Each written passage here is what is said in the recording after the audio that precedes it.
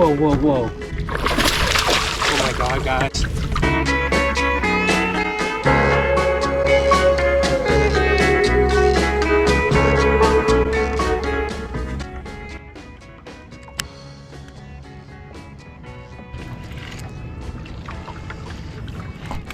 There's a fish. What do we got? There's the first fish of the morning. All right, largie on the line through. Decent one too. Largie on the line through. Oh yeah. That's a nice one. The goal, let me get this in the boat before I start talking. Oh, head shaking son of a gun. Right, that is a solid first fish.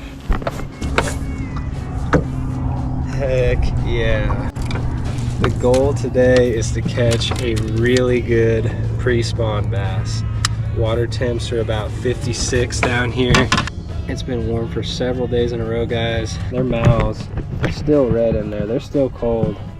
That line through is history. So it's really windy today as well, guys. I'm fishing the wind guarded side, so I was gonna fish something a little more subtle. What better than the line through? And the live shad color, we'll take him, boys. That's on my Dark Wolf with 6-pound fluoro and my Cast King Kestrel BFS rod.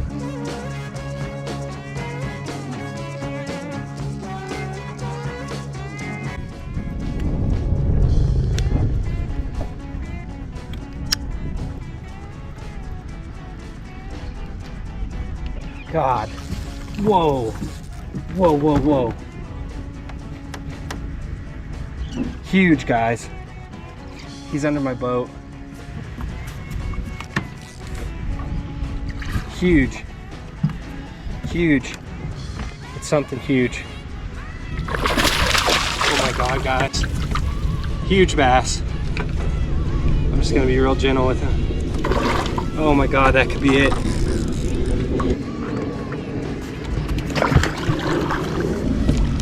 Yes!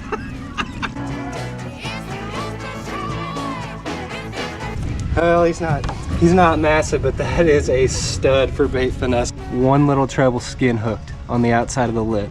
Watch this. It was not hardly on there at all. That soft rod, that light line, sticky little treble hook. Awesome. She's got lipstick on still. Well, we completed my goal within about 25 minutes of being here, so anything else after this is icing on the cake.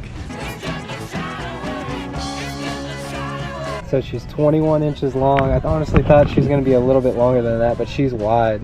I normally catch long and skinny ones. She's pretty fat. 2.37 kg, so I'll do a 2.2 on that. Hopefully she sinks. All right, let's let her free. Such a fun catch.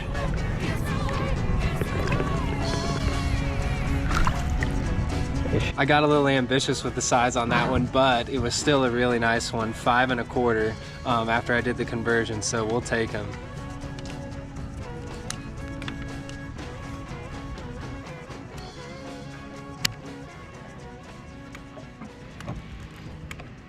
Got right on the next cast, guys. I seriously just like put it back on loop, and there's another one. Not near as big, but there's number 3. I love fighting fish on these bait finesse setups, guys. It's so much fun. I might be able to flip him. Yeah. He's just a little male, I think. Number 3 on the line through.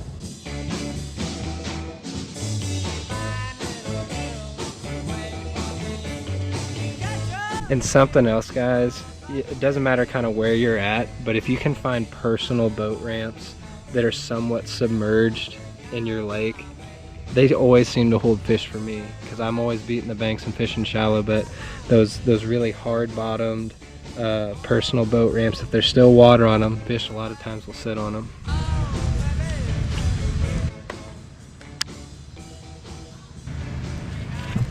Fish. Might be a pretty good one too. Damn it. Get away from the piling.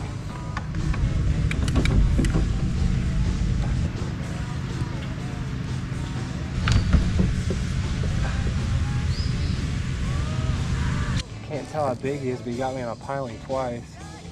Nice one. Not near as big as that second fish, but he was big enough to break me off if he had rubbed me on that piling any harder. When you hook a fish on bait finesse under a dock like that, you kind of have to make sure your lines have a way out, because if you don't and you make like a cross-angled cast and they don't have a straight access to come out from under that dock like you saw, they'll dive right for the pilings. And a lot of the times if they get you wrapped, they're gonna get the hook out of their mouth or they're gonna break you off, one of the two. So I was fortunate to be able to chase him and come around the other side of the piling and get him unwrapped. And there's another pattern I'm noticing, guys. I haven't gotten any bites on floating docks. Again, it's all been around docks with pilings. Even the very first fish was in between a rock bank and a piling dock. So for whatever reason, these fish are hanging out more by those docks that have pilings, not the floating docks. That one's about 17 inches, guys. Nice 17-inch keeper. He's definitely gonna have me retying though, because he wrecked the line somewhere around here. Something else that I do to increase my percentages of landing those fish that dive for the pilings is I use the kind of boat that I fish to my advantage. You know, grizzly, all-weld style boat that I'm not scared of scratch, and I go in right after that fish. As soon as I see him go for a piling, I'm coming in full steam ahead at him to hopefully like scare him to come back around the piling. He actually did. He started to redirect, but he found his way around the other piling. But normally, if you can just like use your trolling motor and just go hard right at him, a lot of times you can spook them out the other way and get them to unwrap themselves.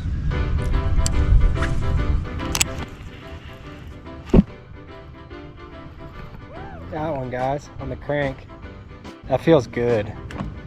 That feels good, whatever that is. It is moving slow though. What are you? Holy. Oh my God. What is that? Jeez.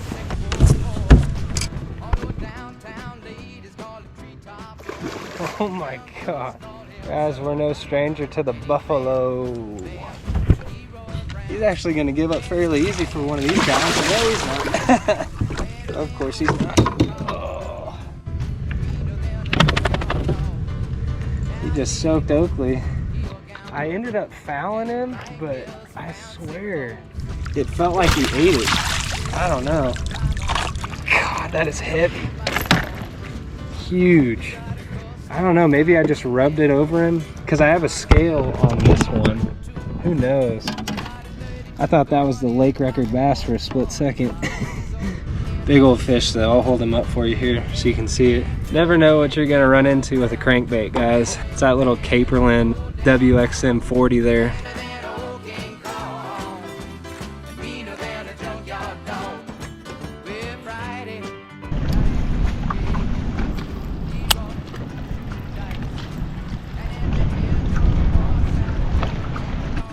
Got one, guys, on the crank. It is windy as you know what now. This is number 5 on the Caperlan crank. Not bad. He'll probably go 15 inches. All right. Not going to be able to talk about him much though, because we're going to get blown into the bank. Orange and black Caperlan 40mm crankbait.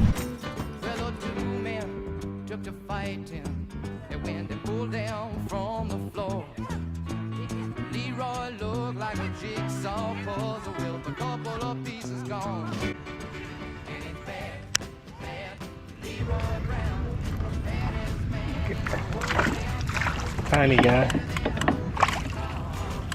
Squeaky, squeaky guy.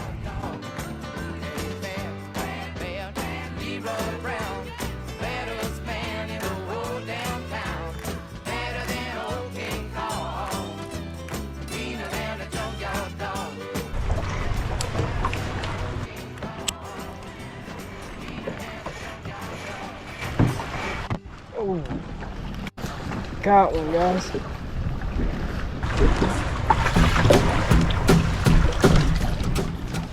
White bass about took the rod out of my hand. I'm throwing the Mega Bass BFS Griffin now.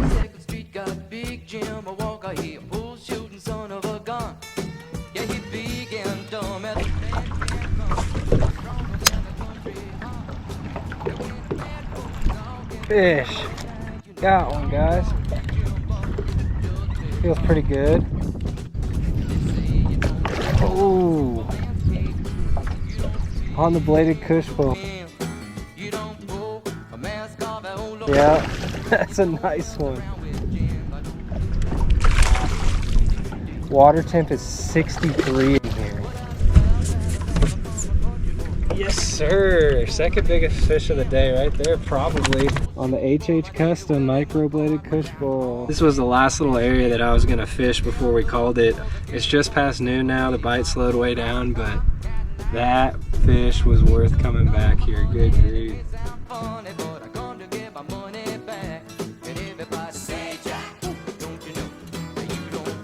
He's just a hair shy of 19. That's a solid fish. Y'all, I did have some expectations for this trip. It was like one of the last days of a really warm streak that we've had, and it was completely overcast. I think the only thing that maybe tamed the bite a little bit was that the wind was ridiculous out of the south, and I did most of my damage in wind guarded areas. I think I only caught one bass in the wind, and it wasn't very big on the crankbait. And by far and away, what caught the biggest bass of the day and what caught the most numbers was, you've seen it a bunch this winter, the 6 cents treble headline through 1/8 of an ounce with the 2.7 Divine on it. And the goal for the day was to catch a really good sized pre-spawn bass, and we were able to do it on that treble head. And then I had a really good late reward there as we were kind of wrapping things up and I was getting ready to leave. On the micro bladed Kooshball, I really like that red that he made. It looks so good in this stained water, and that was the second biggest fish of the day. He went 19 inches, and so I added it up, guys. Our best 5 fish was 91.5 inches. So anytime I break 90 inches, I'm having a pretty dang good day. So I was happy overall with how stuff turned out. I did miss even one more fish on that Kooshball. He picked it up and just started screaming right at me. And he got by the boat and lost tension and just kept on going. I don't know if it was a drum or it could have been just kind of like a middle-sized bass, because normally those things are super fast and you can't really keep up with them. I highly doubt it was another bass over 5 pounds, but you just never know when you don't get to see him, so I hope it wasn't. And don't forget, guys, if you want to help support the channel, I have 2 different stickers available. I'm asking $5 per sticker, and if you look in the description, you'll see my email, and you can just hit me up on my Gmail and tell me what you want. And also, I'll try to leave another link. Bass Brother is selling stuff on Amazon in the US now, so I'll try to leave that link for y'all. So if you want to pick up a Bass Brother hat too, it won't necessarily help me out, but it'll help Leonardo out, and he's a really good guy. You're gonna see that the hats are pretty dang expensive, but that's because it includes international shipping with it, which is like 20 bucks in itself. So the hats really aren't that expensive, but it does take quite a bit of money to ship the merchandise across the border. And if y'all stuck with me this long, I really appreciate it. Thank you guys for all the support you've been giving me lately. Leave a like for me if you enjoyed it. Consider subscribing if you haven't yet. Talk with me down in the comments below. Check out the playlist that I leave in the pinned comment, and y'all take her easy. We'll catch you on the next one.